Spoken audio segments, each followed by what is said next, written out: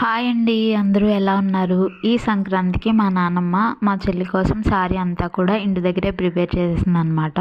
First అయితే కారపూస వేసింది. కారపూస మరీ సన్నగా కాకుండా అలా అని లావుగా కూడా కాకుండా మీడియం సైజులో తినడానికి చాలా సులువుగా ఉండేలా ఇలా వేసింది అనమాట. చాలా బాగుంది టేస్ట్ అయితే మాత్రం.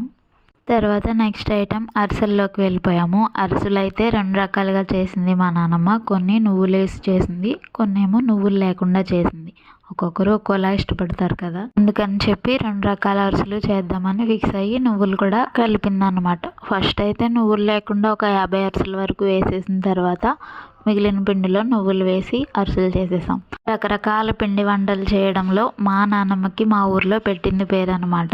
ఎవరైనా ఏదైనా పిండి వంటలు చేసుకుంటే అందులో మా నాన్నమ్మ చెయ్యి ఖచ్చితంగా ఉంటుంది. కాబట్టి మీలో ఎవరికైనా మా భీమవరం సైడ్ ఉండే పల్లెటూరులో పిండి వంటలు ఎవరైనా టేస్ట్ చేయాలనుకుంటే ఈ స్క్రీన్ పైన కనిపిస్తున్న వాట్సాప్ నెంబర్కి ఎవరైనా 3-4 డేస్ ముందు ఆర్డర్ చేసుకున్నట్లయితే మా నాన్నమ్మ చేతి వంటలు మీరు కూడా టేస్ట్ చేసేయచ్చు అనమాట.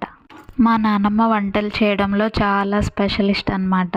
వంటలు చేయడం అంటే కూడా చాలా ఇష్టం తనకి. మా ఊళ్ళో జరిగే అన్న సంతర్పణలో అయితే మా నాన్నమ్మ ఖచ్చితంగా వెళ్ళి హెల్ప్ చేస్తూ ఉంటారనమాట. ఇదిగోండి మా నాన్నమ్మ చేసిన అరిసెలు, కొన్ని నువ్వులేసినవి, కొన్ని నువ్వులేనివి. మా నాన్నమ్మ చేతిలో చాలా వర్క్ ఉంది. కాకపోతే తను ఏదైనా షాప్ అయినా పెట్టుకో నానమ్మ, నీ చేతిలో చాలా వర్క్ ఉంది అంటే నెగ్లెక్ట్ చేస్తుంది.